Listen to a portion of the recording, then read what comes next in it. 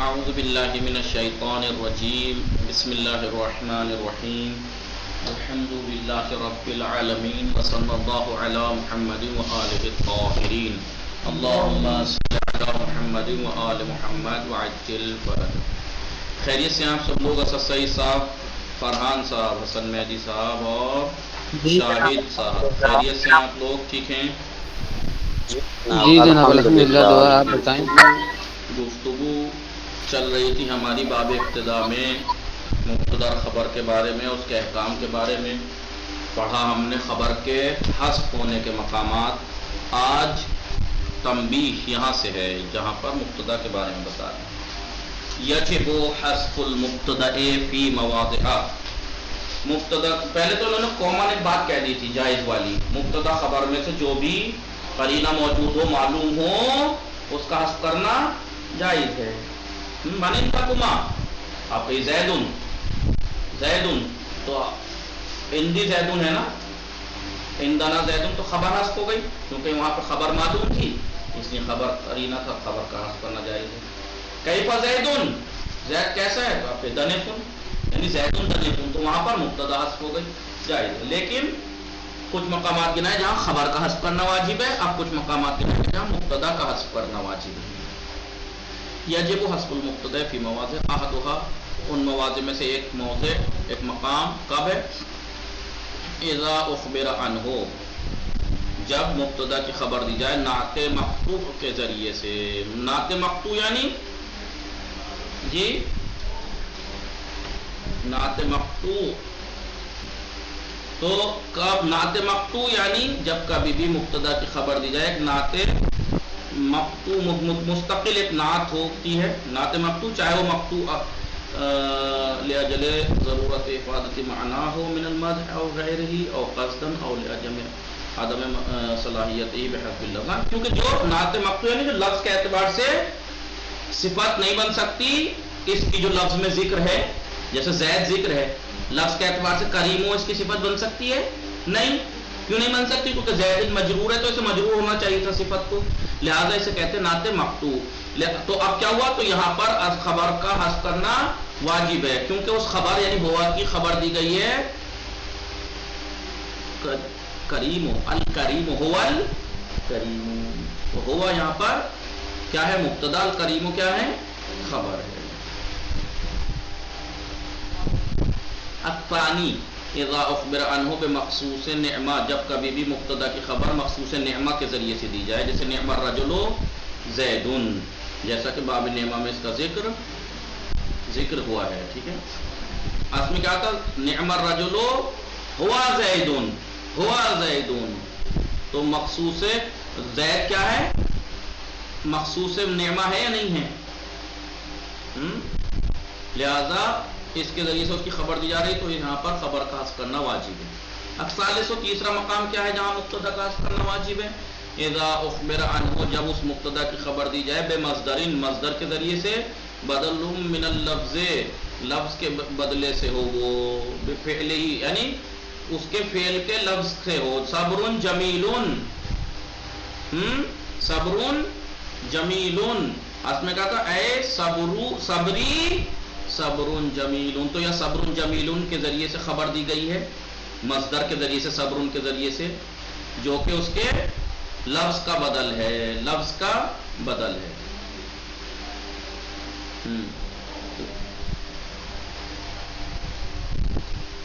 لہذا یہاں پر صبر جمیل میں مبتدا حذف کرنا واجب ہے، کیونکہ اس صبری کی خبر دی گئی ہے مصدر کے ذریعے سے، صبر کے ذریعے سے، جو اس کے تلفظ، اس کے تلفظ کے بدلے اسے بول دیا جائے کہ یہ کیا کہنا ضروری، صبری صبر جمیل، سیدھا وہ صبر جمیل. الرابع، چوتھا مقام کیا ہے جب مبتدا کا حذف کرنا واجب ہے؟ اذا اخبر عنہ، جب خبر دی جائے وہ مبتدا کی بصریح القسم، ایک ایسی چیز کے ذریعے سے جو قسم میں صراحت رکھتا ہو. فی ذمتی لافعلنا، فی ذمتی لافعلنا، تو اس میں کیا تھا؟ فی ذمتی یمینون لافعلنا. ٹھیک ہے، اس کو قافیہ میں ذکر کیا ہے دونوں کو، تیسرے چوتھے مقام کو. تو یہ ایسے ہیں جہاں پر خبر مبتدا کا حذف کرنا واجب ہے. اب آئیے وَأَخْبَرُوا بِاثْنَيْنِ أَوْ بِأَكْثَرَ، خبر اخبروا انہوں نے خبر دی نحویین نے دو چیزوں کے ذریعے سے اکثر کے ذریعے، یعنی خبریں ضروری نہیں کہ ایک ہی خبر ہوگی، کئی خبریں بھی ہو سکتی ہیں، دو اور یا اس سے زیادہ بھی، ان واحد ایک مبتدا کی دو یا دو سے زیادہ سے انہوں نے خبر دی ہیں، جیسے ہم سرات شعراء، وہ سرات ہیں شعراء ہیں، سمجھ میں آیا؟ ہم سرات شعراء،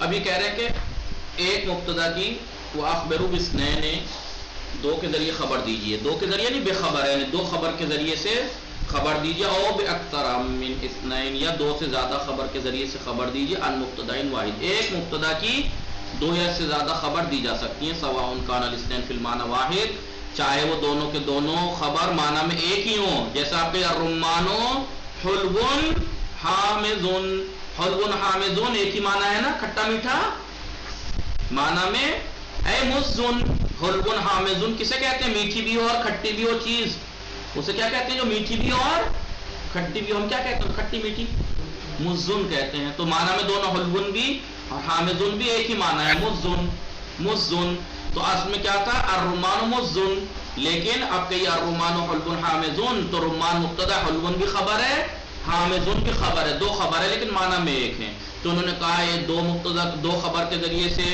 خبر دیجئے ایک مبتدا کی، چاہے وہ معنی میں ایک ہو دونوں خبر، او ام لم یکن، یا معنی میں ایک نہ ہو، جیسے ہم سرات شعراء، سرات کے معنی الگ ہیں، شعراء کے معنی الگ ہیں، یا جیسے من یکو ذا بطن فہذا بطی، دیکھو ھذا بطی مقید مصیف مشتہ، یہ تین خبر ہیں، دیکھیے مقید مصیف مشتہ، تین خبر، دو کے ذریعے بھی خبر دے سکتے ہیں، تین خبر بھی دے سکتے ہیں، وَيَجُوزُ الْإِخْبَارُ بِاثْنَيْنِ عَنْ مُبْتَدَئَيْنِ، ہاں یہ بھی جائز ہے، دو خبر دیجئے دو مبتدا کی، دو خبر دو مبتدا کی، آپ کے زید و عمر کاتب و شاعر، زید کاتب، عمر شاعر ہے، دو مبتدا کی دو خبر،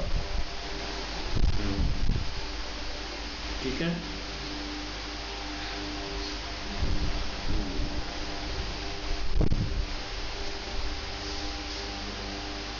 ہاں یعنی اس کا مطلب یہ نہیں ہوا کہ ہم یہ کہتے ہیں کہ زید کی خبر کاتب ہے اور عمر کی خبر شاعر ہے، نہیں، دونوں خبر زید کی بھی ہیں، دونوں خبر عمر کی بھی ہیں، یعنی زید و عمر کاتب و شاعر، یعنی زید بھی اور عمر بھی کاتب اور شاعر ہیں، دو مبتدا کی دو خبر دے دی، یاد رکھنا اس پوائنٹ کو، کبھی یہ نہ ہو کہ دو مبتدا ہیں تو دو خبر دی جا رہی ہیں، تو پہلی خبر پہلی مبتدا کی اور دوسری خبر دوسری مبتدا کی، نہیں، دونوں خبر دونوں مبتدا کی خبر ہیں،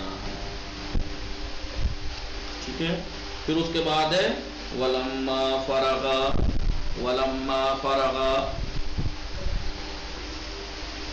المصنف عن ذکر المبتدا، مصنف جب مصنف فارغ ہو گئے مبتدا کا ذکر سے، وما یتعلق به، اور جو مبتدا سے تعلق رکھتے ہیں ان چیزوں کو بتا کر فارغ ہو گئے، شرع فی نواسخہ، اس کے مبتدا کے نواسخ کو شروع کرتے ہیں، وہی ستۃ، وہ چھ ہیں، الاول کان و اخواتها، کان و اخواتها نومن، ترفع کان المبتدا اسما والخبر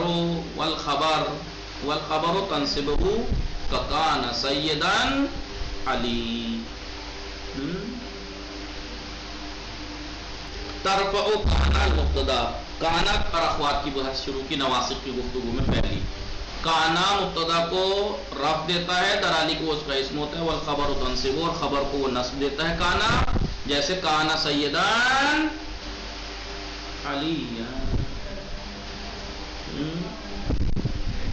باب نواسخ لکھتا ہے، یہ دیکھیں وما وشرع الاول کانا و اخواتها، کانا اور اس کے اخوات، ترفع کانا المبتدا، رفع دیتا ہے کانا مبتدا کو، حال کون ہی اسمن، درالی کے اس کا لہا، اسمن لا، درالی کے اس کا اسم ہوتا ہے، والخبر تنصبہ خبرا لہا، خبر کو نصب دیتی ہے کانا، در حالی کہ وہ مبتدا کی نہیں کانا کی خبر، جیسے کانا سیدن علیون نہیں، کانا سیدن علیون، کیونکہ یہ خبر مقدم ہے، کیونکہ کانا اسم کو رفع دیتا ہے۔ آئیے جیسے مثال دی ککانا، اب یہ کہہ رہے ہیں ککانا کانا ہی کی طرح ہے، زلہ باتا ازحا اصبحا امسا وسارا لیسا زالا برحا فتیا وانفک وہذہ الاربع لشبہ نفی او لنفی متبعا۔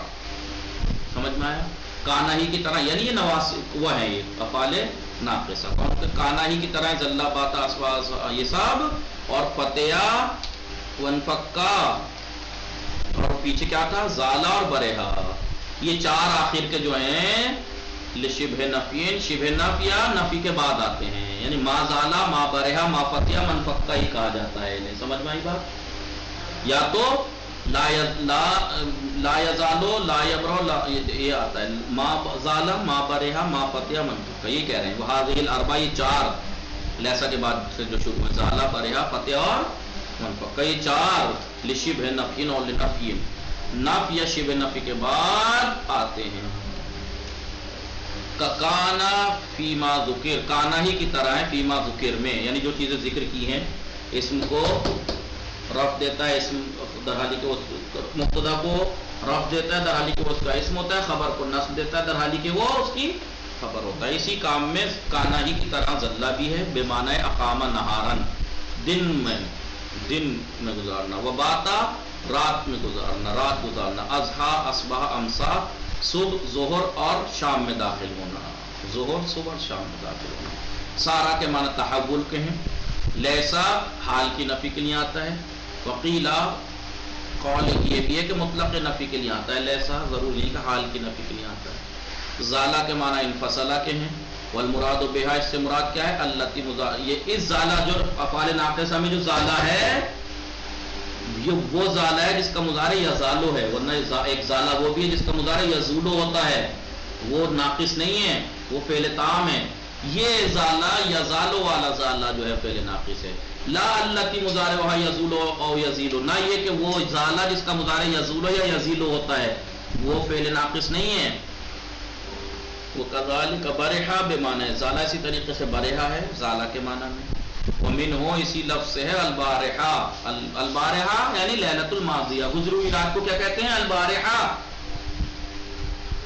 یہ سب کانا ہی کی طرح ہیں عمل میں۔ وَفَتِيَا وَانْفَكَّا وَهَذِهِ الْأَرْبَعَ الْأَخِيرَةَ، جو آخر کے چار ہیں، فتیا وانفکا اور کیا تھے، زالہ اور جی برحا۔ شرط و اعمالها، ان کے عمل کرنے کی شرط یہ ہے کہ یہ شبہ نفی میں کیا آ جاتا ہے، فعل وہ نہی اور دعا آ جاتی ہے، اور لنفی اور یا نفی کے بعد آئیں گے، یہ نفی کے بعد آئیں، جیسے پھر کیا کہہ رہے ہیں، مصر کانا داما، کانا ہی کی طرح داما بھی ہے، بے معنی بقیہ استمرارا، باقی رہنے کا دوام کے معنی میں، لیکن بشرط ان یکون مسبوقا بماء المصدریۃ الظرفیہ، مگر شرط یہ ہے داما کے لیے کہ اس سے پہلے ماء مصدریہ ظرفیہ ہو، یعنی ما داما، جیسے آتے ما دمت مصیبا ہاں ماء مصدریہ ظرفیہ اس سے پہلے ہونی چاہیے، تبھی عمل کرے گا۔ پھر یہ کہنا وقت یستعمل بعض هذه الافعال، کبھی کبھی ان افعال ناقصہ میں جو گنائے ہیں ان میں سے بعض کے معنی میں استعمال ہو جاتے ہیں، یعنی کوئی سے کے معنی میں، جیسے کانا اور زلہ جی، فیستعمل کانا و زلہ و اسا و اسبا و امسا، سارا کے معنی میں بھی آتے ہیں، کانا یہ سب کانا زلہ اسبا اسا سارا کے معنی میں آ جاتے ہیں، یعنی بعض افعال ناقصہ بعض دوسروں کے معنی میں استعمال ہو سکتے ہیں، جیسے یہ ورڈ سارا کے معنی میں استعمال ہو گئے۔